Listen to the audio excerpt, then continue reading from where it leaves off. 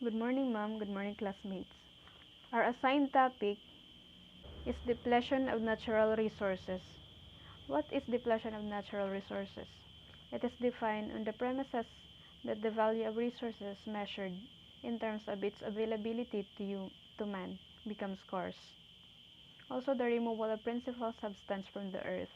These substance are the natural because they provided by nature.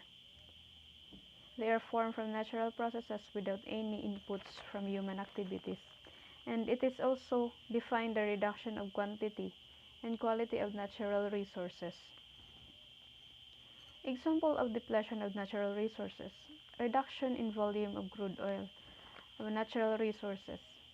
In Nigeria was used to generate all their internal revenues considering diversification to the other resources.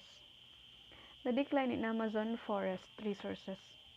We all know that the Amazon forest is the world's biggest rainforest and is made up of mosaic of ecosystem and some vegetation types including the rainforest, flooded forest, savannas, and etc.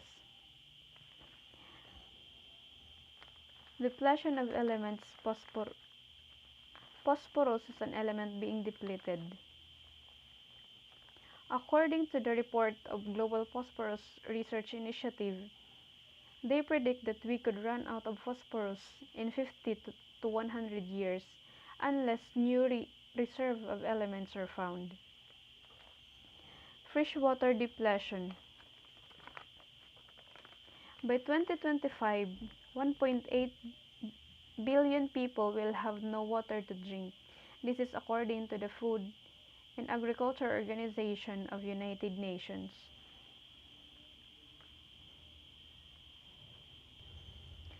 A decline in natural gas supply. Current global rate of production was estimated in 2010, and this served us for about 58.6 years. A decline in aquatic species. Aquatic resources such as fish have declined other marine species. One of these is tuna that are close extinction due to overfishing. Causes of depletion of natural resources. Overpopulation. The major cause of the depletion of natural resources is that overpopulation increases the demand for natural resources. More people will use more resources, and all of these resources will continue to decrease. Poor farming practices or agriculture. Our population keeps growing every day, so need for food to feed the growing population. Wasteful habits. Our habits determine the way we use natural resources.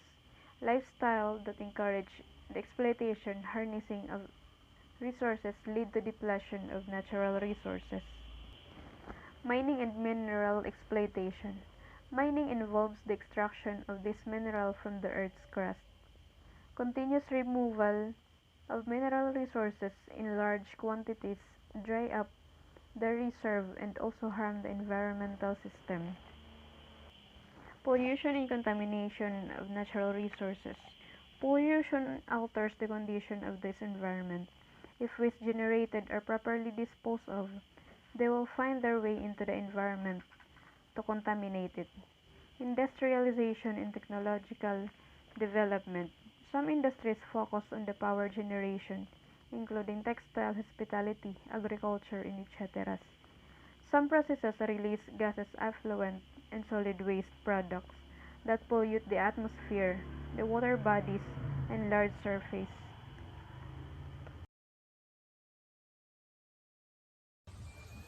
What is management of natural resources? Management of natural resources refers to the plan of action related to renewable and non-renewable resources.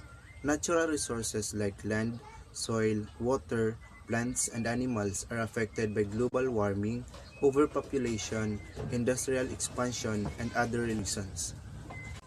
Why is management of natural resources is important? Number 1, is to maintain a balance in the ecosystem.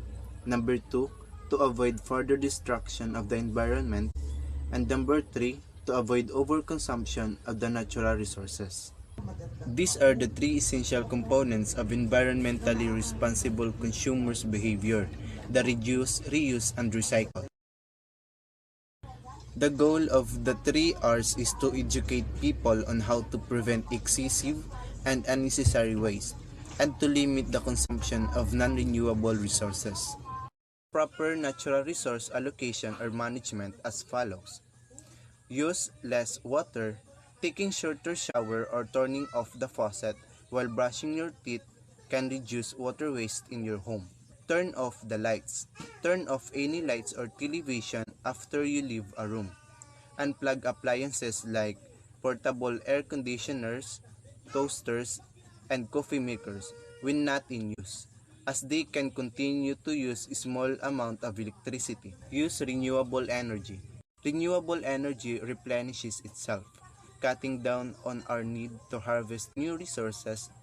Using solar panels or wind energy can significantly reduce our reliance on natural gas and cut back on resource depletion over time.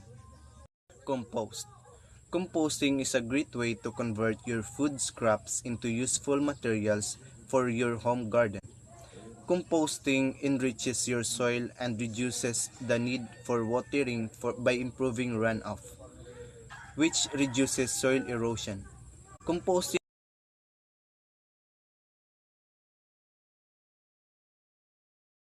Recycle. Making new product requires the use of resources, but recycling helps reuse the materials we already have. Managing the resources would not only ensure its rational use, but also put a limit to the degradation it is causing to the environment. For example, the usage of resources is different from generates a lot of waste, which is being disposed of into the water bodies.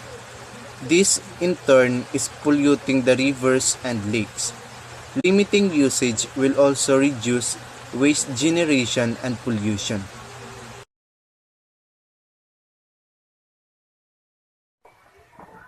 Depletion of natural resources, policy and management.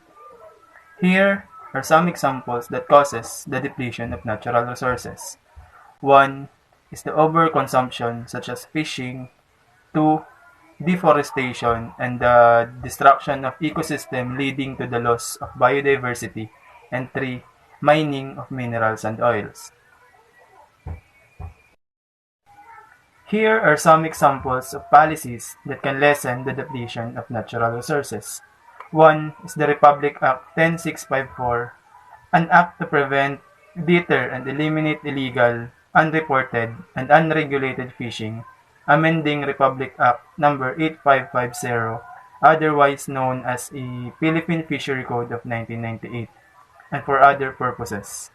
This policy helps to lessen the illegal activity such as dynamite fishing and other illegal activities into our Philippine waters, including exclusive economic zone, protect and enhance the quality of marine environment.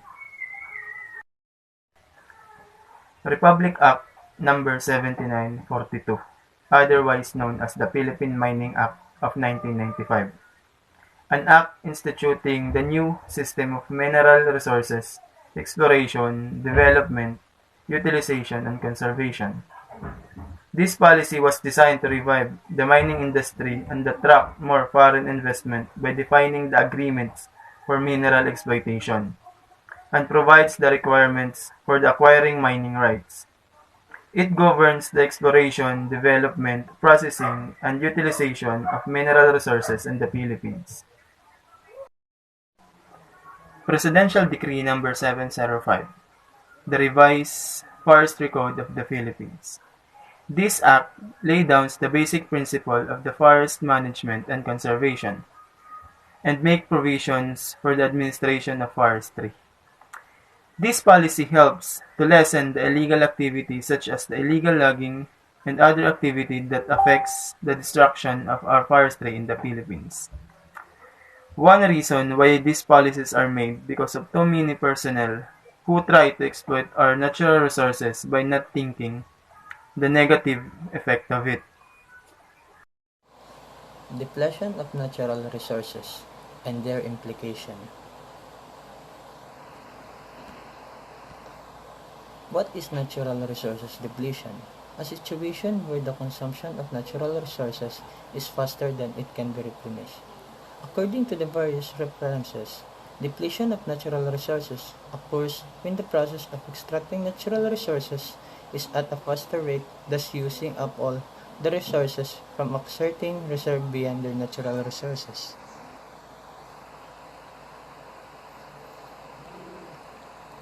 The depletion of natural resources is not just a byproduct of economic development, rather a product of certain causes such as rapid increase of population, misallocation or mismanagement of resources, different respective production and consumption, foreign exploitation,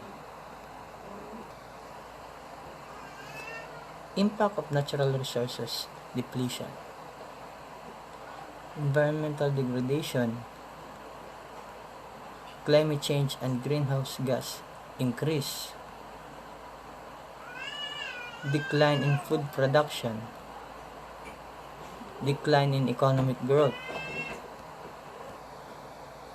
How to combat the depletion of natural resources?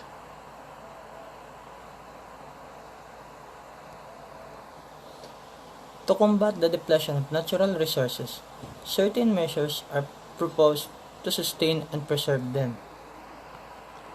Efficient use of energy, sustainable method, practices, and producing and consumption. Effective legislation and governance. Nature makes human development possible, but our relentless demand for the Earth's resources is accelerating extinction rates and devastating the world's ecosystem. Climate is changing, so should we act? Thank you.